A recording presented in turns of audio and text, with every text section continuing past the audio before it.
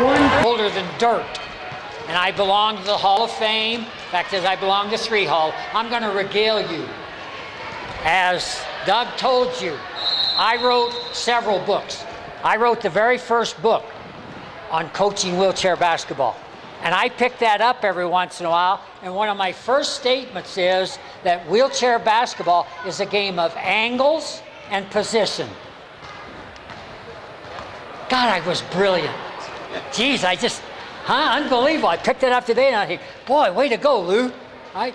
It is still a game of angles and position. Therefore, if you're going to press, you better teach damn good defense. And you better teach how to switch. And you better teach how to triangle switch. And you better teach how to protect the basket, and so forth and so on. There's no magical bullets. Please understand that. This is a primer. That's all this is. And it's from a book. All right. I'll try to get some specifics. If you're getting pressed, first of all. All right? My philosophy is I try not to take my speed off the court. I want what I've got. I want my speed on the court. So whatever play you set up, and we all got plays. You can set up a box, you can set up a stack, you can set up. But I want my speed on the floor. I don't want to take my speed off the floor. Why? Because the other team is telling me they're faster than me in the first place. And so I'm going to take my speed and take them off the floor. I don't want to do that. Okay, that's number one. Keep your speed on the floor and then pick like hell for them.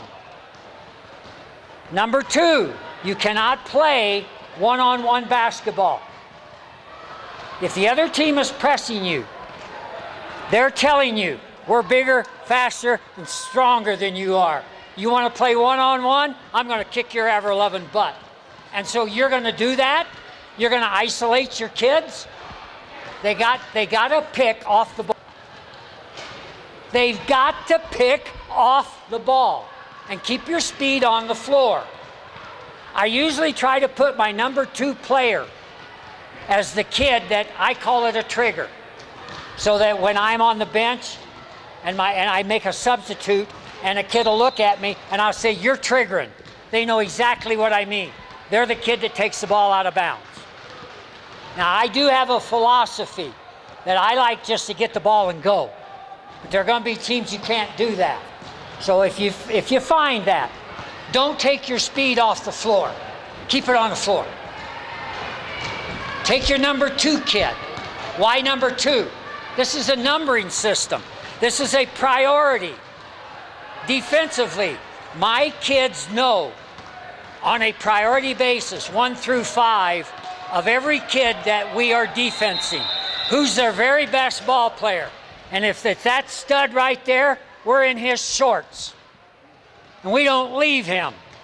I don't care what happens.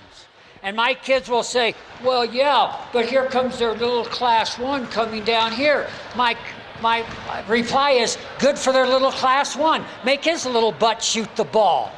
The hell you gonna do? You're gonna go over and pick up the little class 1, and then he's gonna throw it back to the stud. And now he's got a layup. No, you take him out.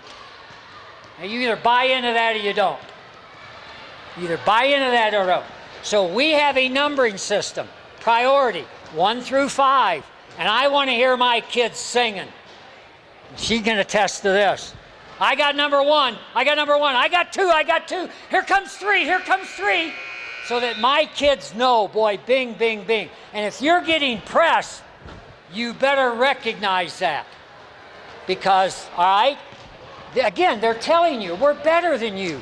We're faster than you. And you're going to play into their hands. So if you're getting pressed, the reason I want my number 2 off the court and not my number 1 is when we get the ball in bounds, if my number 1 can't go, and they're not stupid, they're going to double team him. I'll bet on a lot of your teams, You got one real good ball player. Maybe two. Well, I'm a college coach. I got one or two. And then after that, it's, oh my God, they got the ball. I hope they throw it to somebody else. And so that's what I need to teach, okay? So you need to put yourself into the best advantageous position you can. I want my number 2 to throw it in. He's my second fastest kid. My number 1 gets the ball, they double team him. They're gonna take him out of the game, or they're gonna put their stud on him, and they're gonna get him stopped. I want my number 2 coming in, and we get reverse action. Listen to this carefully. Your second pass, trying to beat a press, is a critical pass. Number 2, you can get the ball in, and I'm going to explain that in just a minute, but it's that second pass. What will your kids do? And I've watched already. When you're getting pressed, I'll bet when you throw the ball 90% of the time against the press, it's down court. It's that way. That's what they want you to do, dingbat.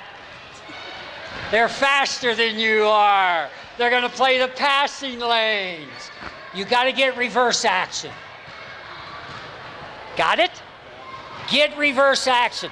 Now you got your number 2 kid with the ball looking down the court. And in all probability, they're open. Unless they are in what I call a 50. 5 people pressing all over the floor. And they literally are picking you up one-on-one. That second pass is critical. Which means now the third pass becomes the pass that you break the press with. And you get a pick away from the ball. And I have one simple rule when we're being pressed. You've got to cross the face of the ball as we're going down the court. I want all 5 kids crossing the face of the ball unless you really get a breakaway. And I will bet, and I've watched already, that when you're pressed, the other 4 kids are like a flight of geese. Boo! Boo! Boo! They're just flying down the court. Hell, this kid couldn't throw it to him if they had a howitzer. And then you're going to blame him. We have a rule. There's lots of rules. That's why in 45 minutes, I'm not going to solve all this. I tell my kids, you're getting pressed, and you start here, and here's a defender. He's bigger, faster, and quicker than you. They've already told you that, but you're going to beat him one-on-one, baby. I'm macho. I'm going to kick your every little butt, man. Yeah, good. No. He's got you beat. You come back to the ball. I coach football. I've been a head football coach at a university. So a lot of what I do is football oriented. What do you teach your wide receivers, baby? You don't keep going. Yes, sir. You plant and you come back to the ball at an angle. You create a passing lane. You don't just turn around and come back this way. He's going to cut the passing lane on you. You got to keep him in wheelchair basketball. I've got a lot of these little things. In able-bodied basketball, rebounding and sore, what do they teach you? Put them on your hip. Where's your hip? In wheelchair. Yes, sir. Put them on the rubber, baby. There's your hip. Put them on your, oh, not you guys. You play foot plate to foot plate. You bang the shit out of this guy, right? Tree Waller. Love Tree Waller. I got to coach him. Tree Waller's whole existence in wheelchair basketball for 20 some odd years was going down low post on the right side. Right side, and then he'd beat the crap out of whoever was down there, and Tree Waller is 18 feet 30 inches tall, right? Quicker than snot, and so eventually they throw him the ball and he puts it in. We brought Tree Waller out on our international team and put him out at the point guard. 16 feet tall. He can see over everybody. Plus, now when he passes the ball, and if they jump out here on him, we're going to pick.